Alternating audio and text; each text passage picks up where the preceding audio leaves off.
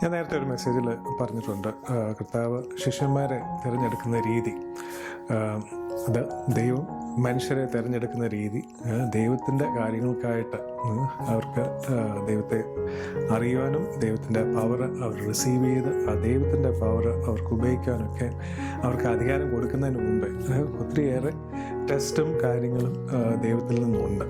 ഇപ്പോൾ കർത്താവാണെങ്കിൽ പോലും ശിഷ്യന്മാരെ തിരഞ്ഞെടുക്കുമ്പോഴങ്ങനെ വെറുതെ റാൻഡമായിട്ട് ആൾക്കാരെ തിരഞ്ഞെടുക്കുകയല്ല, അതിൻ്റെ പുറകിൽ കുറേ സ്റ്റെപ്സും സ്റ്റേജസും ഉണ്ട്.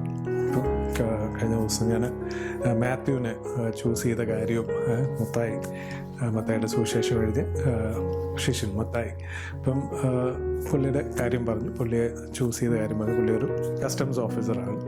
ജോലി ചെയ്തുകൊണ്ടിരിക്കുന്നതിൻ്റെ ഇടയ്ക്ക് കർത്താവ് വിളിക്കുവാണ്. അതെല്ലാം വിട്ടേച്ച് മാത്യു കർത്താവിനെ ഫോളോ ചെയ്യും.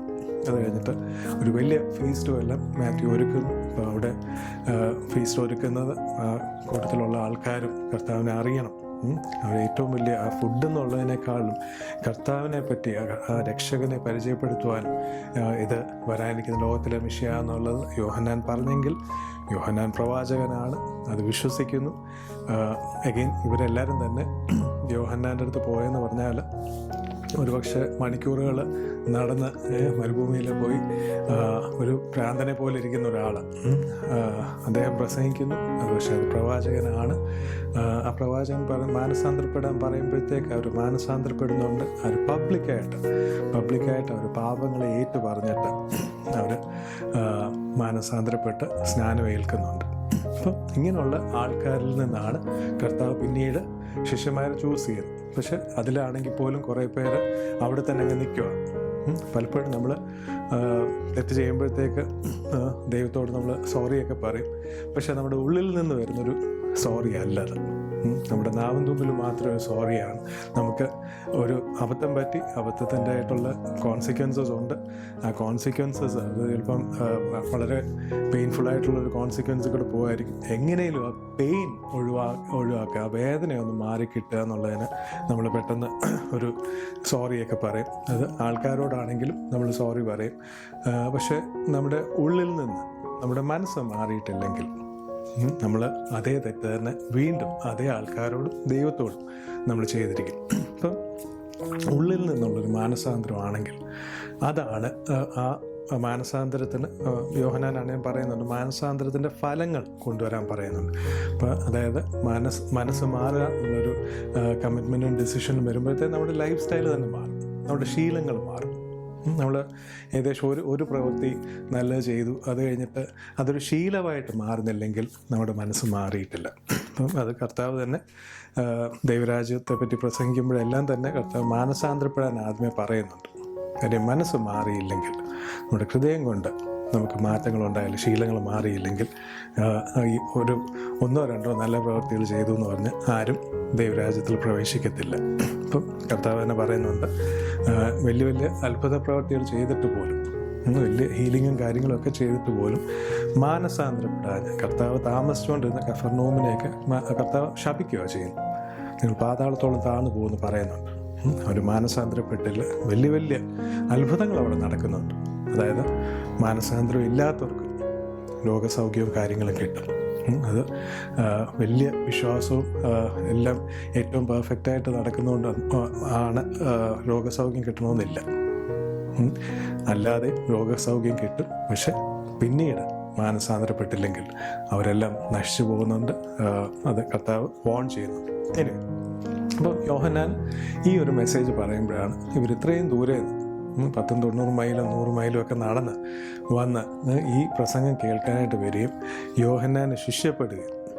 ഇവരെല്ലാവരും തന്നെ ഒരു കർത്താവിനാണെങ്കിൽ കൊള്ളാം, യോഹന്നാനാണെങ്കിൽ കൊള്ളാം, ഒരു പ്രസംഗം കേട്ടു അതുവഴി അങ്ങ് പോവുകയല്ല, അവർ ശിഷ്യപ്പെടുക ചെയ്യും. ഇവരുടെ ഒരു ട്രെയിനിങ് ഉണ്ട്. അപ്പം അത് അവിടെ ഒരു വലിയൊരു കോളേജിൽ ഒരു അഡ്മിഷൻ കിട്ടുന്ന കാര്യം പറഞ്ഞ പോലെ അവർക്ക് വലിയ ആഗ്രഹത്തോടാണ് ഇത്രയും വലിയൊരു ടീച്ചർ വന്നേക്കുന്നു, ആ ടീച്ചറിൻ്റെ ഒരു സ്റ്റുഡൻ്റ് ആകാൻ പറ്റുക എന്ന് പറയുന്നത് അവർ ഇടിച്ച് കയറാനാണ് നോക്കുന്നത്. അവരുടെ അഡ്മിഷൻ ഇപ്പം ഈ എൻട്രൻസ് കോച്ചിങ്ങും കാര്യങ്ങളൊക്കെ വരുമ്പോഴത്തേക്ക് ആൾക്കാർ 4-5 ക്ലാസ് ആകുമ്പോൾ തന്നെ അവർ എൻട്രൻസ് കോച്ചിങ്ങിനും കാര്യങ്ങളൊക്കെ വിടുന്നു. കാര്യം ഇത് കഴിയുമ്പോഴത്തേക്ക് അവർക്ക് ലൈഫിൽ വലിയൊരു മാറ്റം ഉണ്ടാകും, വലിയ ഒരു നിക്ഷേപമാണത്. അത് അവരുടെ ഒരുപക്ഷെ തലമുറകളെ തന്നെ ബ്ലെസ് ചെയ്യുന്നൊരു കാര്യമെന്നൊക്കെ വിശ്വസിച്ചാണ് ഇവർ കുഞ്ഞുനാൾ മുതൽ അവർ പള്ളിയിൽ പോലും വിടത്തില്ല, ഇങ്ങനെയുള്ള എൻട്രൻസ് കോച്ചിങ്ങിനൊക്കെ വിടും. അതെല്ലാം തന്നെ ലോകത്തിൻ്റെ കാര്യം, അതൊന്നും തന്നെ പ്രോസ്പർ ചെയ്യത്തില്ല, അത് വേറൊരു കാര്യം. പക്ഷെ ഇവിടെ ഇവരെല്ലാം തന്നെ ചെയ്യുന്നതെന്ന് പറഞ്ഞാൽ ഒരു വലിയ പ്രവാചകൻ വന്നിരിക്കുന്നു, അല്ലെങ്കിൽ ഒരു വലിയ ടീച്ചറുണ്ട്, ആ ടീച്ചറിൻ്റെ ഒരു ഡിസൈപ്പിൾ ആകുക എന്ന് പറയുന്നത്. അത് കർത്താവാണേലും പറയുന്നുണ്ട്, ദൈവരാജ്യത്തെ പറ്റി അറിയുന്ന ആൾക്കാർ എല്ലാം വിറ്റേച്ച് അതിൻ്റെ പുറകെ വരും. കാര്യം അതിൻ്റെ വില അവർക്കതറിയും. എല്ലാം എല്ലാവരെയും വിട്ടേച്ച് അവർ കർത്താവിനെ ഫോളോ ചെയ്യും. ഇത് തന്നെ നമ്മൾ ഒരു അക്കാഡമിക്, ഒരു പ്രൊഫഷണൽ കരിയറൊക്കെ പെർസ്യൂ ചെയ്യുമ്പോൾ ഇങ്ങനെയൊക്കെ തന്നെ നമ്മൾ ചെയ്യുന്നു. പക്ഷേ ദൈവത്തിൻ്റെ കാര്യം വരുമ്പോഴത്തേക്ക് നമ്മളെല്ലാം കഴിഞ്ഞിട്ട് അല്പസമയം കുറച്ചു നേരം വന്നിരിക്കുമ്പോഴേ നമ്മൾ ദൈവത്തിന് വലിയ എന്തോ ഒരു ഔദാര്യം ചെയ്ത പോലെയാണ് പലപ്പോഴും ആൾക്കാരുടെ ഭാവം എന്ന് പറയുന്നത്. അത് വിശ്വാസമല്ല, അത് നിഗളഭാവമാണ്. ദൈവത്തെ വന്ദിക്കുന്നതിനേക്കാളും ദൈവത്തെ നിന്ദിക്കുന്ന ഒരു സ്വഭാവമാണ്. അവിടെ കൃപയല്ല, കൃപയിലുള്ള വിശ്വാസമൊന്നുമല്ല. എന്നിരുന്നാൽ പോലും നമ്മൾ വലിയ പ്രയാസങ്ങളൊക്കെ വരുമ്പോഴത്തേക്ക് ദൈവത്തിൻ്റെ വലിയ കരുണയാണ് നമ്മളെ കരിച്ചു കളയാത്തത്. നമുക്ക് ആ സൗഖ്യവും കാര്യങ്ങളൊക്കെ കിട്ടുന്നത് നമ്മളെല്ലാം പെർഫെക്റ്റായിട്ട് ചെയ്തുകൊണ്ടൊന്നും അല്ല. നമ്മൾ പാപസ്വഭാവത്തിൽ നടക്കുമ്പോഴത്തേക്ക് പാപസ്വഭാവം കാരണം ഉണ്ടാകുന്ന ആ ഫലങ്ങൾ അത് അങ്ങേയറ്റം നമ്മളെ മിസറബിളായിട്ട്, നമ്മളെ ഡിപ്രഷനിലോട്ടും ഫിസിക്കലായിട്ടുള്ള ഡിസ്ട്രെസ്സിലോട്ടും ഒക്കെ കൊണ്ടുപോകുമ്പോഴത്തേക്ക് ദൈവത്തിൻ്റെ കരുണയാണ് ദൈവം അവിടെ ഹീലിംഗ് അവിടെ അലൗ ചെയ്യുന്നു. പക്ഷെ ഇത് അന്ന് വെച്ചിട്ട് നമ്മൾ പിന്നെയും പഴയ സ്വഭാവത്തിലോട്ട് പോകുക എന്നുള്ളതല്ല. അവിടെയാണ് ശരിക്കും നമ്മുടെ ഹൃദയത്തിൽ നിന്നൊരു മാനസാന്തരം ഉണ്ടാകേണ്ടത്. അപ്പോൾ ഈ ചുങ്കക്കാരും പാപികളുമായിട്ടുള്ളവരെല്ലാം തന്നെ അവർ വന്ന് പബ്ലിക്കായിട്ട് യോഹന്നാൻ്റെ അടുത്ത് വന്ന് അവർ പറഞ്ഞിട്ട് അവർ സ്നാനപ്പെടുക. എന്നിട്ട് അവർ യോഹന്നാനെ ഫോളോ ചെയ്യാൻ നോക്കുന്നു, യോഹന്നാൻ്റെ ഡിസൈപ്പിൾസ് ആകാൻ നോക്കുന്നു.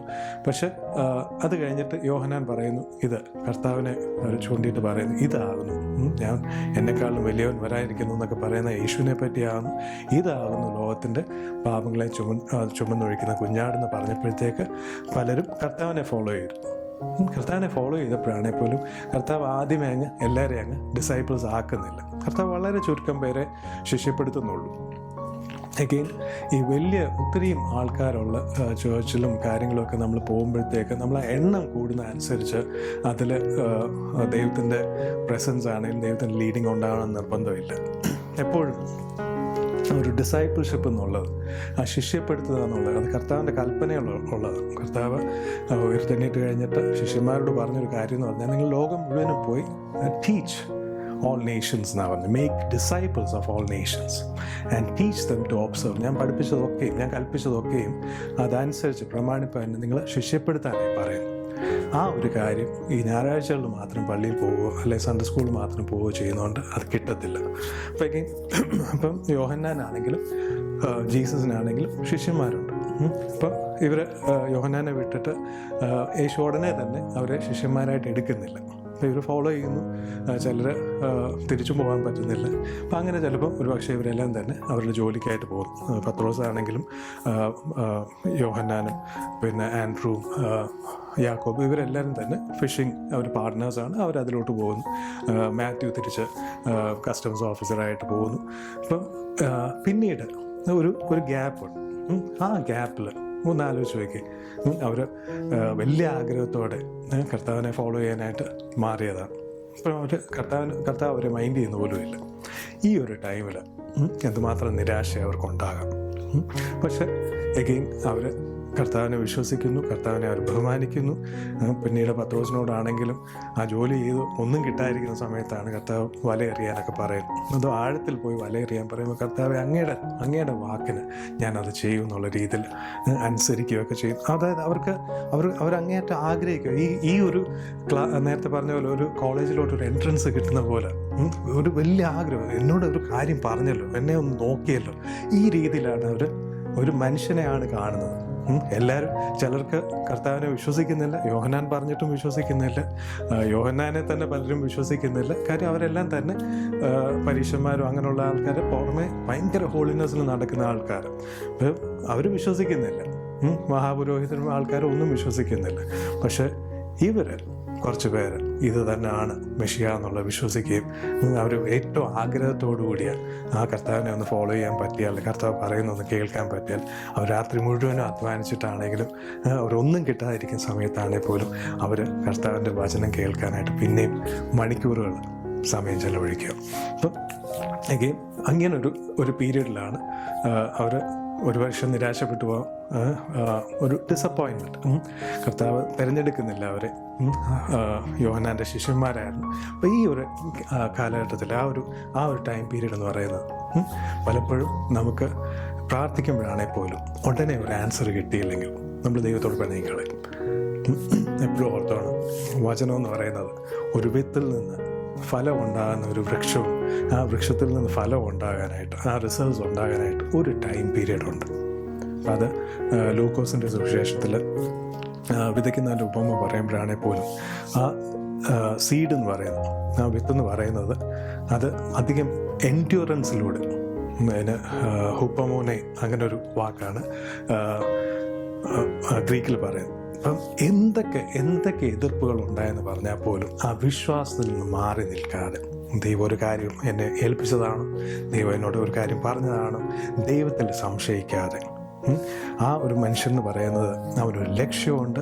അത് ദൈവത്തിൻ്റെ ഹിതം പെർസീവ് ചെയ്യുക എന്നുള്ളൊരു ലക്ഷ്യമുണ്ട്, ഒരു പേർപ്പസുണ്ട്.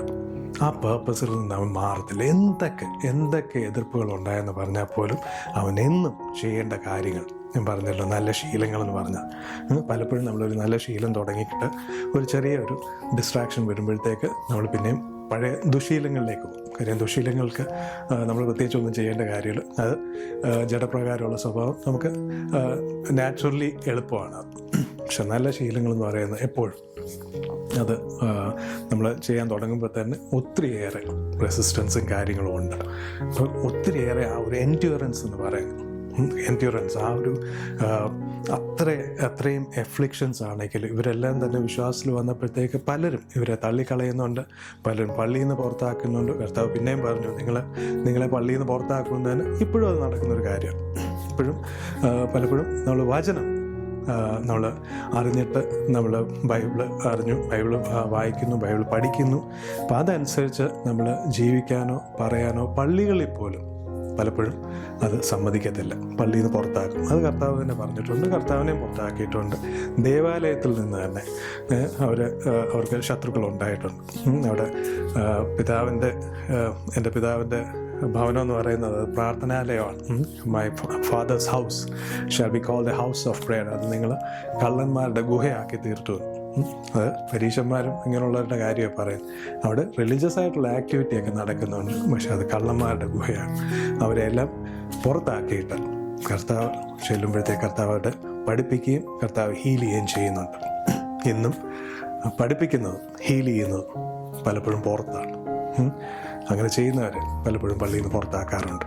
ഇനി ഞാൻ പറഞ്ഞു വന്നതെന്ന് പറഞ്ഞാൽ, മാത്യുവിനാണെങ്കിൽ പോലും ആ ഒരു തെരഞ്ഞെടുപ്പിൻ്റെ ആ ഒരു സമയം ആദ്യമേ അവർ മാനസാന്തരപ്പെടുന്നു. പക്ഷെ ആ മാനസാന്തരപ്പെട്ട് കഴിഞ്ഞാലും പലപ്പോഴും ക്ഷമയില്ലാത്ത ആൾക്കാരാണെങ്കിൽ ഇങ്ങനെയുള്ള കാര്യങ്ങൾ വരുമ്പോഴത്തേക്ക് അവർ റിബൽ ചെയ്യും.